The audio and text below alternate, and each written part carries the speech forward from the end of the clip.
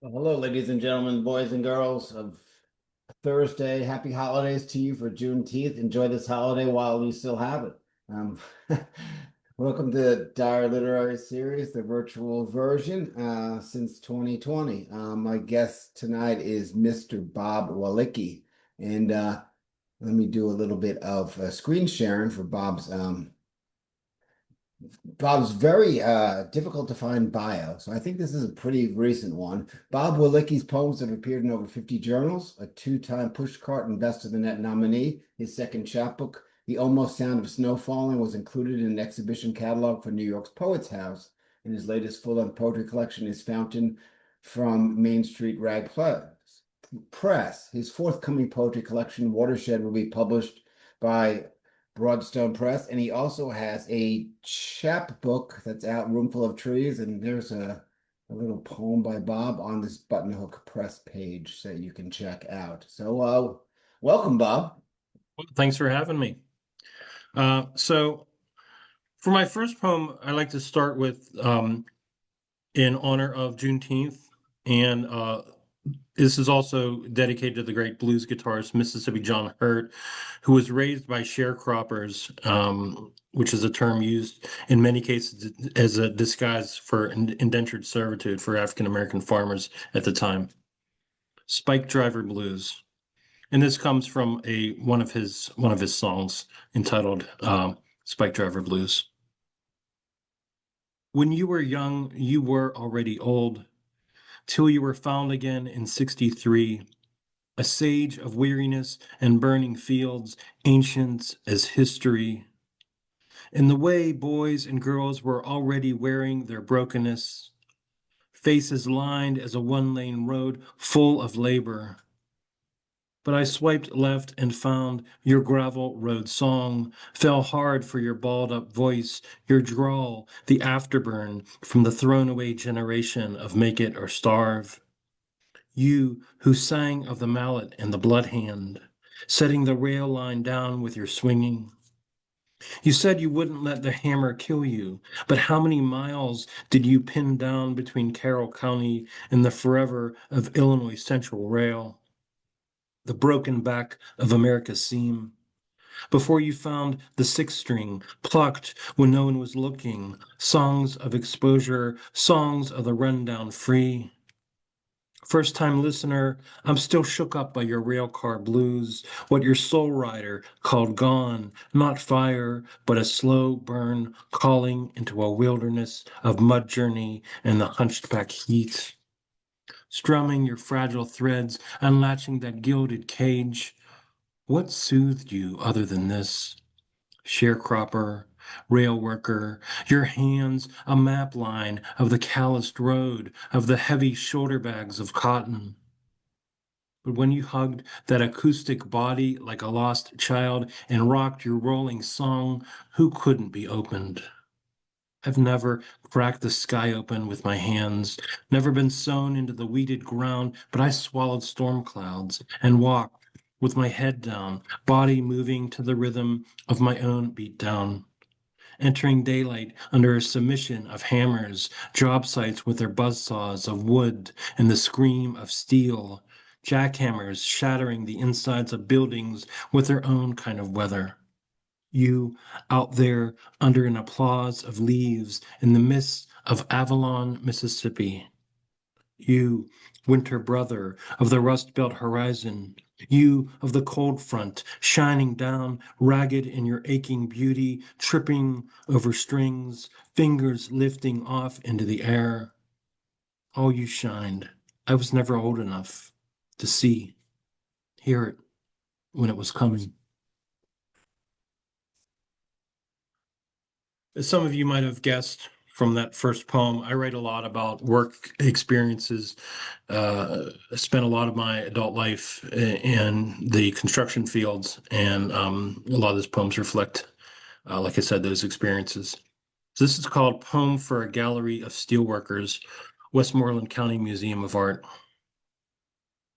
Late November, when I get there, and I'm already stepping into the walls and the lives of hands, fourth floor and a whole wing of them. Men reaching up into the drenched air of heat.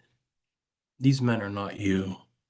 You keep telling yourself, in their long dead fiction of flames, original men of steel and oil on canvas, the silver of jackets they baked their skins in. They're not your friend's father either, an oven man whose back clenched into a fist after years in the coke plants of Braddock. Not you on the day you pounded your hand into a wall when the hammer slipped, or the scissor lift in 5-degree air when the clamp slid, missiling a steel pipe down. Whole length on your finger, so cold you couldn't bleed. Not anything like the hills in Bucks County, where all the plumbers learn to disappear. Like Bull, the third year, who got buried to his head when the ditch line caved in. Not them. Not the ladder fall in the slow motion air, back cracked, your shoulder separated by state lines, and your boot muds became breadcrumbs so your wife could find you in the hospital somewhere near Akron. In the bad part, Ray said, I heard gunshots. Well, I'm just glad you made it here. Dead serious, he said, and me. Imagining the world wasn't a burning jungle. That a job site wasn't a forest where the trees haven't been taken down and it hasn't stopped raining. I didn't know the flood had already begun. Once, after school, in the last year of his life, I brought a warm can of Budweiser up to my grandfather, like he asked, and cracked the tab. His hands looked like rocks under a thin sheet, broken from years on the floor at the cork factory. Promise me, he said, you won't do this. And I waited till he grew heavy. I heard his breath, then picked up the can and took my first sip.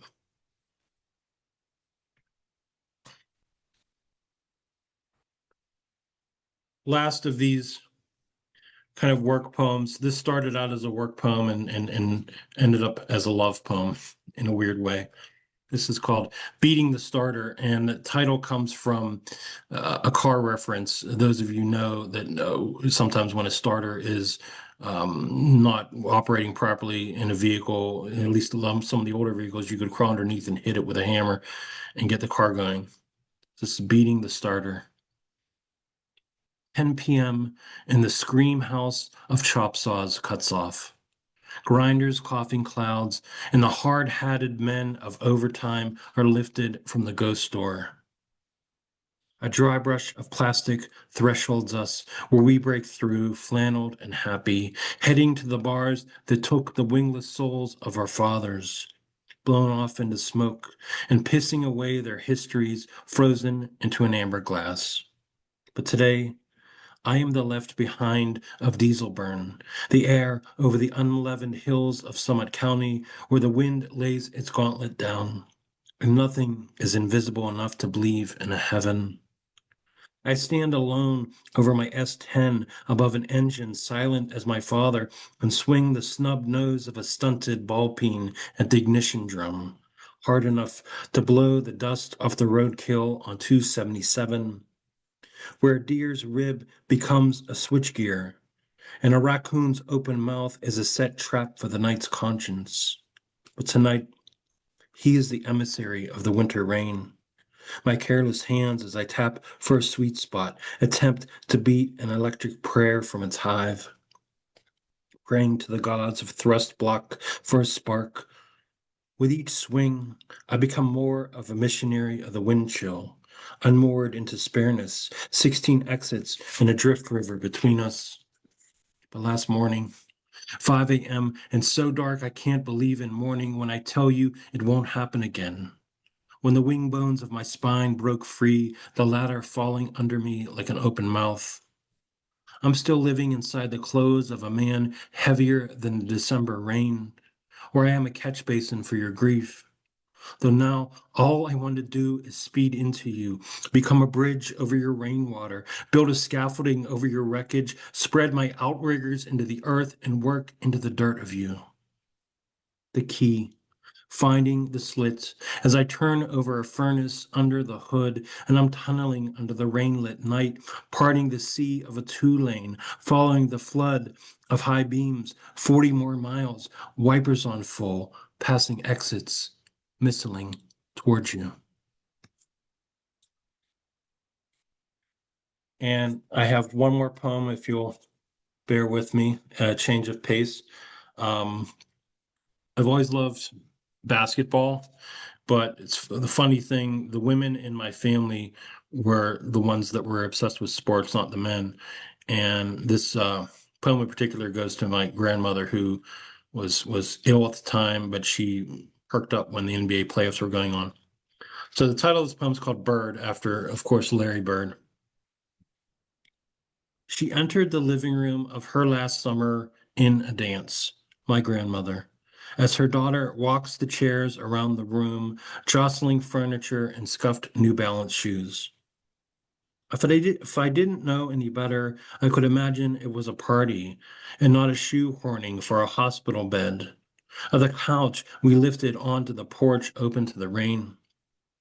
I watched the tech set it up like a new car, installing its steel rails and wires, the ice blue controls, a picture of a head back, a stick figure body raised, feet higher than a heart beating red. But when she slid in under the tight sheet's hood, she gleamed, eyes reflecting the television end of the season, glued to the set, watching the NBA playoffs, where her lords of basketball roamed. Magic Johnson, Larry Bird, Kareem Abdul-Jabbar, that sprawling giraffe of a man bent over the hoop like a redwood. She loved it all. How it began in a tip-off of reaching hands, the seconds clicking to the bitter end, the fast break, the full court press, a forest of long legs globe-trotting over the yellow brick world of courts and parquet floors. She loved their spin moves, the release of feet into the air, the V's of elbows swinging like open windows. She loved when the bench warmer came in, his last-minute shot, the improbable win, and even loved yelling at the refs, swearing at the television, then throwing the remote against the wall when they lost. She loved the pushing matches and bodies slipping on sweat, their shiny faces slamming against floors. I didn't know what to make of a love this savage, but she leaned all into that bright world of violence and grace, its time clocks clicking off, her own hourglass life slipping away. Everything I didn't tell her lost in a rising volume, a quick whistle, a foul shot thrown, as she fawned over her favorite, the magician of jump shots and the no-look pass, a green giant god who talked trash, once pointed at the hoop like it was right field, and Babe Ruth the ball over a rookie's head. The only bird to dazzle her with a swish as he lifted wingless, painting opponents in shade. I'll sit with you this last quarter as Nikes shriek like angry birds. Let's watch the Giants invent fire again, fall into their jumping world. Let's lose our breath together at the shot thrown before the final buzzer. Stare at the air. No time left. Thank you. Thank you. Wow. That's probably the best basketball poem I've ever heard. Thank you. That was amazing. So did she like Tom, the bench warmers, the Celtics? Did she like Tom Kite and like Rick Roby, those guys? Mm-hmm. Yep.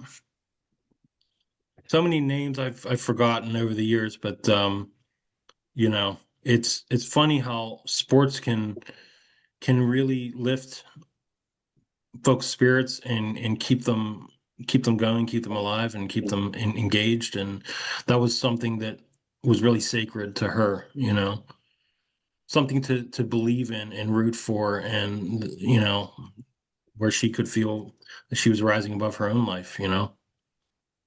Now, why isn't there any basketball team in Pittsburgh? That's a great question, and one that's been asked a lot of times over the years. The the strangest answer that I heard, which I don't exactly accept is that there was, people said that there was not a market for it, but I don't agree with that. Because we've loved our college. There's a great interest in college basketball, which I still love too.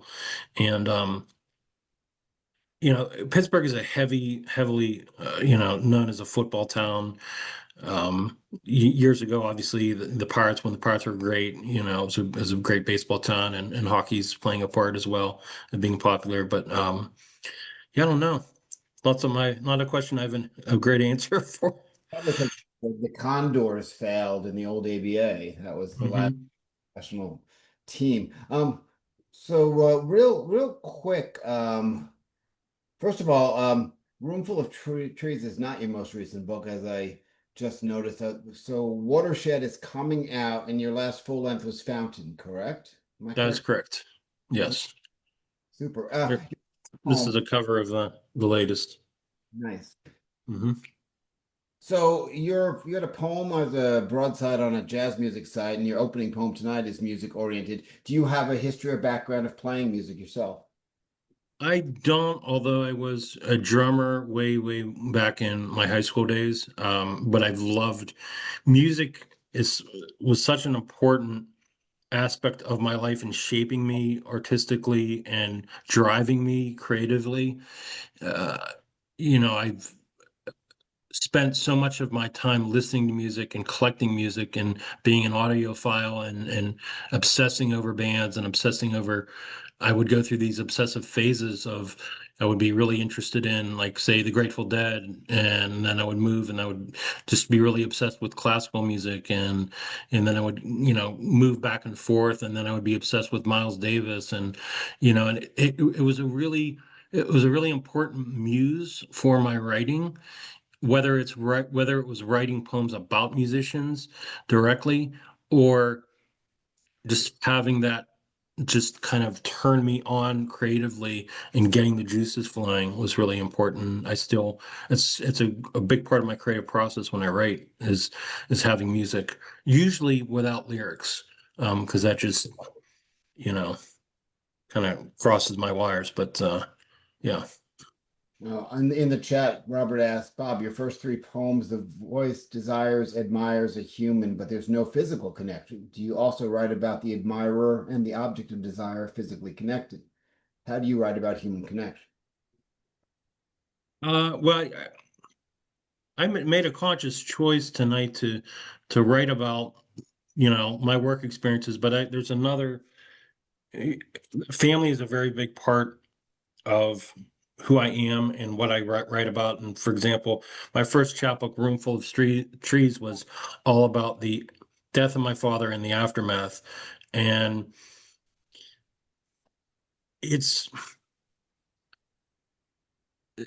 writing about physical love and things in terms of the body is something that I'm actually just starting to explore, uh, in my writing. And I struggle with a little bit because it was not something I started out doing, but I'm finding that, it is, there's a lot there. So yeah, I'm just sort of dipping my toes into that aspect of writing. And as I mentioned, the one poem I read that I called a love poem is not a traditional love poem, but this is how I express my emotions through my own experiences and what I know to be the most have the most authenticity to it. In all of your bios that I tried to find, there's nothing about your education. Is that not put in your bio intentionally, or? Well, mostly because I don't really have any. I never went to college. I'm basically self-taught, although I proctored classes and my writing education began in earnest with many free writing workshops here in Pittsburgh, and I've met lifelong friends because of it. And I wouldn't trade those experiences for the world because I had, well, let me go back a little bit. I had an opportunity to get an MFA a few years ago, but I had talked to enough people and made the decision to not do that because um, I felt that when my voice was sort of kind of maturing and I was confident in the types of poems that I wanted to write, I didn't want to. Um, what I hear from a lot of folks, not all, this isn't true for everyone, of course, but what I hear from some folks is that sometimes when you go to a college or an MFA program, you end up sounding like your program. Your aesthetic is sort of naturally follows your teacher.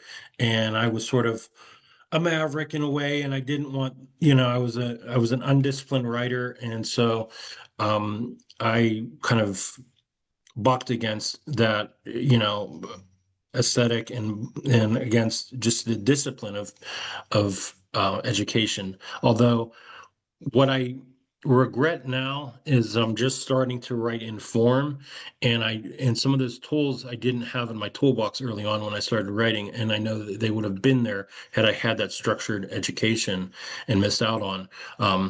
But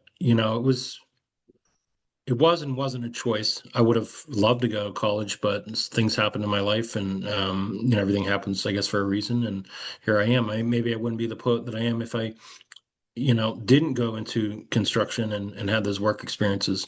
And who knows, I think I'd still want to write. I loved writing, but you know, So on a blurb on one of your books, it was written, you create walls of touch, comforting or abusive. So what does that mean?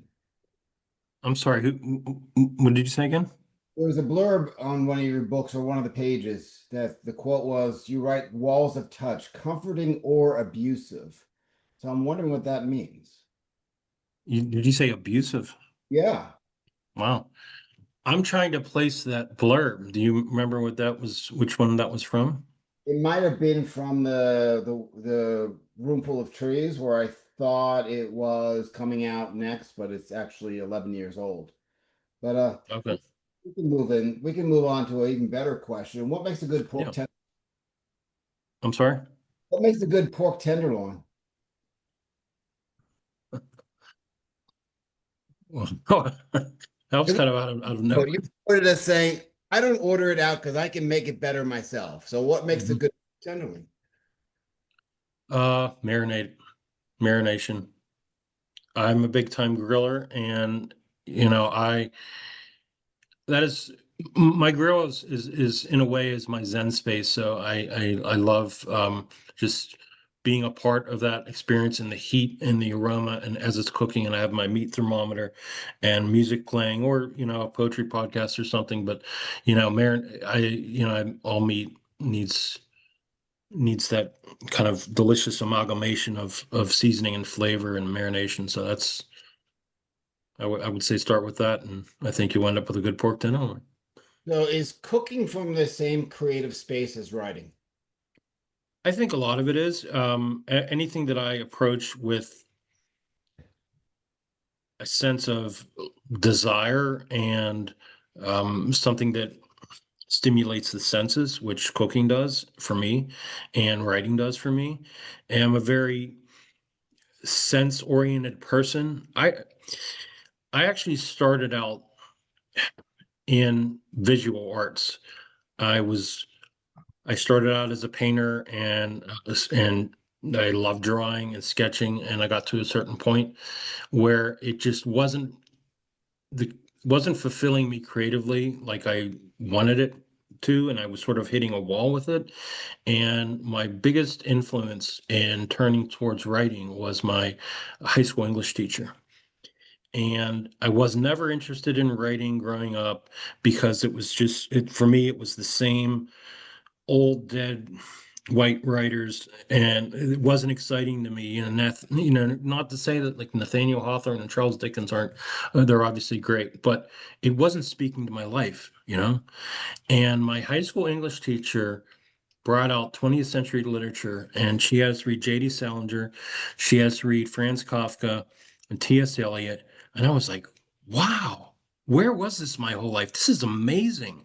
And I got to learn more about these writers, especially The Wasteland and Proof Rock and these great poems. I'm like, I can't believe how frank and candid these poems were for me, and it gave me permission to write from that space that I felt that wasn't polished enough or lyrical enough or pretty enough to have any business being in a poem. And that just blew my mind. And then I started reading Sharon Olds and some of these great modern poets, and that just like, as Emily Dickinson said it, when the top of my head is blown off, then I know I'm reading poetry. It's poetry. And that's what happened to me. And then I just forgot everything. And I'm like, this is what I want to do with my life. I want to write poems. Now, did you have a eureka moment? Because I know I did, that I read a certain author and suddenly it was, hey, I can do this too. Did you have an author that you could compare yourself with immediately and be like, you know what? I see exactly what he's doing. I can do this piece of cake. It'd be kind of arrogant for me to say because I like hold this poet on a pedestal, but I would have to say Dorianne Locks, because mostly because of her aesthetic and writing from the blue collar life experiences that I thought like, wow, like, she wrote this and wrote a poem about something that, about putting gas in someone's tank and working at a gas station. I'm like, I can relate to that. I've had those jobs.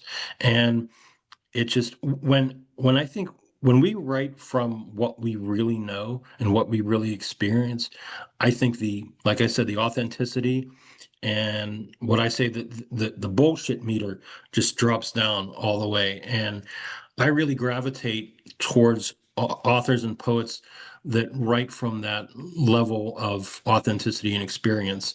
And but what I started to notice as I really started to listen and pay attention, especially, to her poems, for example, is there's craft there. There's a lot of craft there, and there's a lot of music there. The assonance and consonants and line breaks and images and metaphor, but it's not overdone, and I love that. I love keeping that, not overdoing it, and keeping that on an edge and being able to pull back when you need to pull back. Another poet for me was whose book, What the Living Do, Murray Howe, was like a Bible to me. And I kind of modeled my first chapbook after that book, because it's very stripped down, which I loved about that book. And I just love the restraint, the unbearable restraint in that book was so powerful to me. Saying it but not saying it, and knowing when to pull back and letting the reader's emotional intelligence enter the poem and giving the reader credit. And she did that so skillfully in that book, and that was another um, powerful technique that I wanted to you know be absorbed by and continue and write like that and use those things in my writing. All right, tell me about the showcase of books in New York Poets House. Well, that was kind of a surprise to me. Uh, I had a really great experience with Diane Borsnick, who was the editor of Night Valley Press in Ohio, and they did a wonderful job with my book. And she was very, she was very taken with it, and it was kind of I got a surprise email one day that it was being nominated. Nothing all that substantial came from that. It was just an honor for me, and it was sort of, I had never won any awards or anything like that, but it was just a benchmark in my life where I felt like I was on the right path and I was doing what I was supposed to be doing, and I was being recognized for my hard work and my writing. All right, last question. Here's the softball. What's the best way to get your chapbook? Um, my publisher's Redbird Press. Night Valley Press is no longer in is no longer functioning. So I'm actually in conversation with her to have a reprint done with that. But Redbird Chapbooks is still around. You can contact them at redbirdchapbooks.com, and Main Street Rag Bookstore has my current book. And you can look me up on social media as well. I try to post information about my events and everything that's going on poetry wise, as far as I'm concerned. And Main Street Rise is a great match for your work, by the way. Like, I'm Thank very you. familiar with that press. So here is the last full length fountain, and Mhm. you can go right to there it is, right at Main Street Right. Rag. So so how to order it? That was the question. Look, you go add to cart. That's how you order it. It's so easy. So that's awesome. Bob, it was really great having you, and Thank you. I hope there was a lot of people watching the stream, enjoying it as well. And if you'd like those folks, if you'd like to come in and read for the open mic, just use the Zoom link, and I'll gladly let you in. Bob, it was nice meeting you. It was great hearing you. Likewise. Thank you. Thank you all. Thank you.